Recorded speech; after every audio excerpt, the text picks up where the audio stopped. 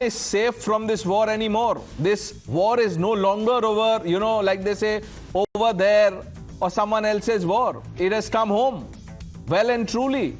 Oil depots are burning in Tehran. Look at the pictures.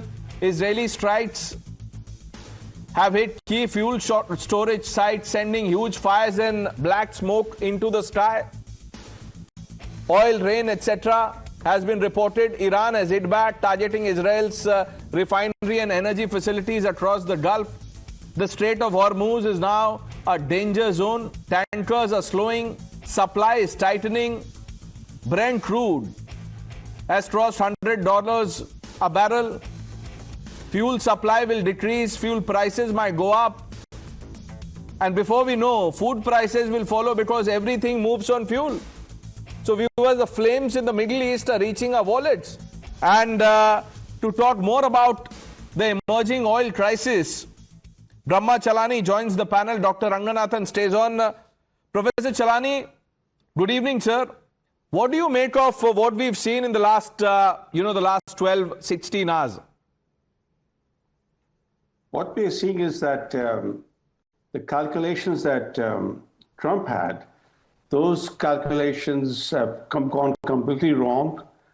The war, instead of triggering a collapse of the Iranian regime, has created a cascade of strategic and economic shocks. Some of these shocks are global. The energy shock, for example, the skyrocketing oil prices, LNG prices, for example, have doubled in Asia, and this is just the beginning. If the war continues, imagine the havoc it's going to cause to the world markets, to the energy markets, and to India's economic growth story.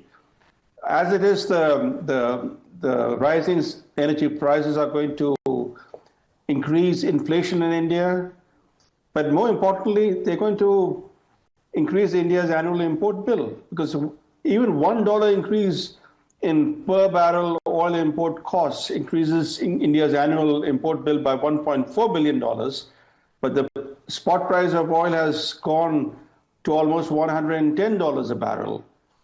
So you can imagine the extra burden that India has to bear. And the other is the Hormuz vulnerability India now faces. About 50% of India's oil imports and 60% of its LNG purchases have to pass through Hormuz, which is virtually closed in the sense that no important tanker is willing to go through Hormuz. And this vulnerability of India is even more pronounced for cooking oil, for LPG. Nearly 85% of India's LPG is sourced from the Gulf and must go through Hormuz. And unlike crude oil, India maintains no strategic reserves of LPG, meaning the present disruption will hit Indian households directly. And we have already seen that with the government already raising LPG prices. And this is just the beginning. So the important point is that Trump and Israel began this war, but the rest of the world, especially countries like India, are being made to pick up the bill. So you're saying the world will pay for Trump's misadventure, Dr. Ranganathan? No, I think Dr. Chalani is right in a very large measure. Of course, there is a full-fledged war going on, and Iran has deliberately tried to target something that would hurt the West and other nations more than, destruction of its arms and armaments, no doubt about it. Having said that, I don't think we are, as Indians, quite in the panic mode as yet.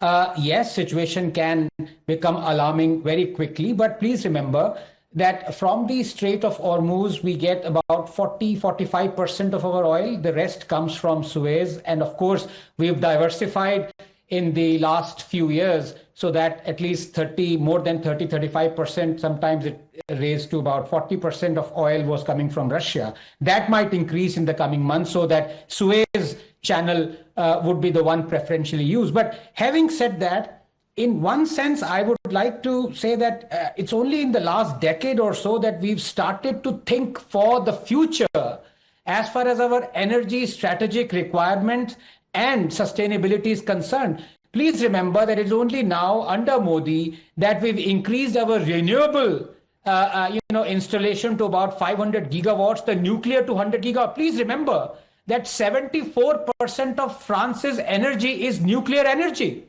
So, it doesn't really matter for France as much as other nations if the oil faces blockade of oil prices rise, because only 2.9% of our energy comes from nuclear energy. So we have to think for the future how much more dependent we are going to be for all these extraneous factors that are at the beck and call of nations whose actions are beyond our control. We got to think ahead. We've started to do that. We should really make great progress now. That's a good point, but Dr. Ranganath, that's a policy issue. It might take time, as it does. But you're right. We have to prepare for future. But the crisis at the moment, yes, sir. If I can just add something for present, we were discussing it in the last debate. You see, the thing with the fuel prices that, as I said, for every 100 rupees per litre, about 45 rupees goes in taxes. So at least as far as the fuel is concerned, petrol, diesel, the government can absorb this increase in oil prices. But Dr. Cheleni is right about the LPG, because there the taxes that are levied are not more than 5 to 10%. So there immediately the price has gone up. As far as the fuel is concerned, that is the direct bearing on inflation. That would take some time at least. Dr. Brahmachalani, as we speak, Mr. Arakchi has put out a tweet. He says, 9 days into Operation Epic Mistake, oil prices have doubled while all commodities are skyrocketing. We know the US is plotting against our oil and nuclear sites in hopes of containing huge inflationary shock. Iran, that's the post. Iran is fully prepared, and then he ends by saying we too have many surprises in store. So the way it's going at the moment, it doesn't look good. Well, certainly not, because the aim of US and Israel was regime change. But what they're ending up is regime hardening in Tehran by killing the supreme leader of Iran. They have actually removed a more moderate person. In his place, Khomeini's son, Mojtaba, has taken over. Mojtaba has lost his father, mother, wife, and one son. Mojtaba's leadership is likely to be shaped by a quest for revenge. Iran will fight to the finish. Iran will not capitulate. So the fundamental mistake that Trump and company made, that they thought decapitation will cause the collapse of the Iranian regime. They obviously did not read history. Decapitation strikes have never caused a political collapse of a regime. Right. Dr. Chelani, very quickly, sir, if I can, I also want to talk to you about something that you had tweeted about, Shadow Fleet. Would you like to, tell our viewers more about it?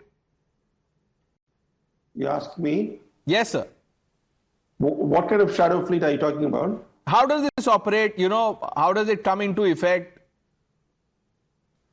Well, I think in terms of looking at it from the Indian perspective, first, it's not just that our oil and LNG imports have been constricted by the Hormuz risk, but India's exports have also been hit by the soaring freight costs and insurance premiums. Basmati rice exports from India have been disrupted. And one important point, which is that even if the war ends tonight dramatically, if you look at that scenario, even in that scenario, high energy prices will persist, likely for several months, because of the damage to the energy infrastructure in the Gulf and in Iran.